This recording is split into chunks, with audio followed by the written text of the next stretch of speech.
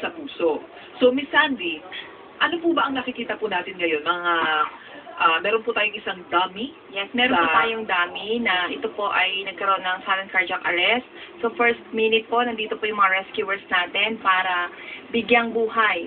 Sabi nga natin, yung window of opportunity para bigyang buhay ang pasyente ay 3 minutes lang. Okay? Okay, sa mga nakikinig po sa radyo, isipin niyo po ito, meron po tayong dummy sa hig. Isipin na lang po natin, ito po yung isang taong inatake sa puso. Ang cardiac arrest po ba ang inatake sa puso? Yes, ma'am.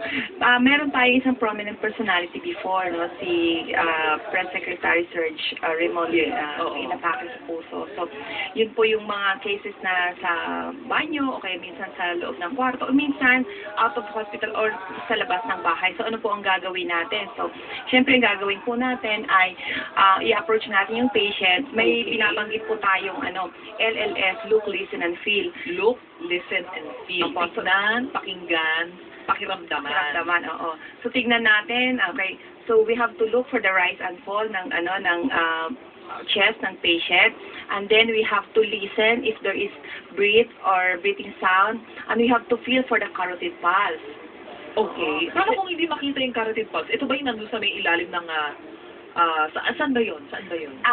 Mula sa ating Adam sa Apple, sa mga lalaki, tapos side lang natin, yung carotid pulse, ito po, yun, ito yung pinaka prominent during the time of sa isang tao. Ngayon, pag baby naman, okay, in fact, dito sa brachial pulse niya, so ito yung baby. Ako maghahawak ako ng isang dami na sanggol. Pag-aaralan ko naman kung anong gagawin kung sakaling may nangyari sa isang sanggol. So, hawak ko ang sanggol, carotid pulse saan? Hindi, di ba? Brachial pulse, Miss Jasmine. Okay, so, ano yung brachial pulse? Brachial pulse, dito sa gilid ng kamay ng bata, mararamdaman natin yung kanyang pulse dito. Okay. Sige. So, kung mare, ang isang tao inatake, so, iisipin natin, titignan natin, at papakinggan kung humihinga pa.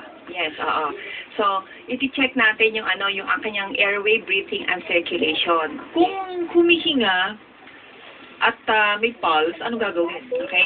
So, pag huminga at may pulse, okay, ibig sabihin, hindi, kailangan po nating i-check yun, di ba? Ibig sabihin, yung tao ay buhay pa. Pero walang malay. Walang malay. So, kailangan po natin siyang i-check yung circulation niya. Kaya po natin siya bibigyan ng rescue breathing at the same time, later on, CPR or cardiopulmonary resuscitation. So, hindi mo na hihintayin na mawalan siya ng hininga? Ay, hindi po. Mawalan ng pulse. So, agad-agad, pag wala na siyang malay, bibigyan na natin siya ng... Pag na-check po natin na negative yung pulse niya, negative yung breathing niya, yun po mag-introduce na tayo ng rescue breathing. Okay. So dalawang dalawang pagbuga ng hangin sa isang tao. Tapos pag afterwards, i-check po ulit natin kung nung binigyan ba natin ng rescue breathing ay meron ng humihininga or nabuhay na siya. Kung wala pa rin, proceed na po tayo sa cardiopulmonary resuscitation. Okay, yung unang step muna. Ayan. Kung wala nang hininga, wala nang pulse, anong gagawin? Bibigyan siya ng rescue breathing, 2 beses. Paano ho yan? Paano? Kailangan po nakataklo po yung ilong. Okay, kailangan nakatakip yung ilong, tatakpan yung ilong, tapos itataas yung baba? Dapat nakahawak po dito sa loob. Okay. Sige ma'am, sabihin niyo po sa microphone. Head till chin lift siya, okay? So pag nag-head till chin lift na, tapos magbubuga na po tayo ng 2 hangin sa pasyente. So kailangan makita po natin ang rise and fall ng chest ng patient. And then afterwards, i-check niya ulit, okay? Okay. So, ang pagbuga, so ilalapat mo yung bibig mo dun sa bibig ng pasyente. Kailangan walang hangin na lumalabas.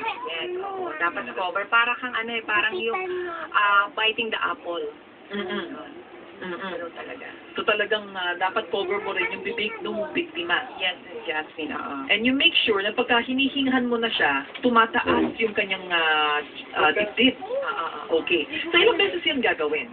So ilang beses natin gagawin natin yan 2 beses. 2 beses. So, make sure na talaga, kasi minsan, baka nakatulog natutulog lang siya, di ba? So, i-assess natin, okay, una din, assess the scene safety.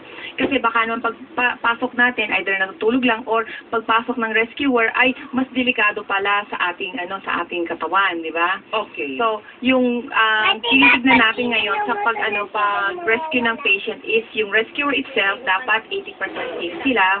Tapos, pag safe na, then gagawin na nila yon. Nagbigay na sila ng 2 rescue breathing at negative pa rin yung ang pulse niya, then gagawin na po nila yung CPR. Bago na po yung guideline ngayon, according sa American Heart, is 30 compression and 2 blows. Dati po kasi yung 1,001, 1,002, 1,003, ngayon po ay 1, 2, 3, 4, 5, hanggang 30 po yon. Okay, sige. Paano yan? Medyo komplikado yan. So, ito po yung kaso kung saan wala na pong pulse, wala na rin pong hininga yung biktima.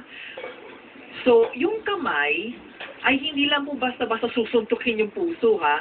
So, it has to be, paano po yun, Miss Sa Annie? sternum niya, or sabi nga natin, sa gitna ng nipple. Sa gitna ng nipple. So, magkatapat lang yun. Dapat isang linya lang yun. Yes. Okay. So, yun ang eksakto. Eksakto yun. So, paano yung kamay, ma'am? Kailangan, yung kamay is interlocking siya. So, kung halimbawa, left-handed ka, so, yung prominent hand mo sa left, tapos interlock mo yung right hand mo. okay. So, intertwine nyo po yan. Kung ano yung prominent, ako kasi right-handed ako eh. So, yung right hand ko, yun yung nakalapat doon sa dibdib ng biktima. Tapos yung left hand ko, ito yung i-intertwine ko. O sige. Tapos pagka naka-intertwine na, Then, that's the start na pwede ka nang mag-CPR, okay? paano yan? O sige, nakaganyan na. Yan, Gano'ng kalalim mo siya ipupush? So, meron po kasing clicking sound para marinig po natin kung tama yung push natin. Ay, okay. So, yung ating ribs, tutunog. Yes. Tuk, gumaganon talaga. Hindi naman siya mababalik. Hindi po, hindi. Okay. So, yun yung ating senyales na nagsasabi na tama ang ating ginagawa. So, ilang compressions yan? 30 compressions. 30. Pagtapos ng 30, After ng 30, then mag-rescue breathing ulit. 5 cycles yan, Jasmine. So, yung 5 cycles, 2 minutes yan. So, may isa pa tayong minuto para ma-check talaga, balikan ulit natin kung yung pasyente ay na-revive natin after yung 5 cycles of CPR. okay. Ulitin lang po natin, no? Tayo magbibigay ng breathing. Yes. Tapos yung 30 chest compression.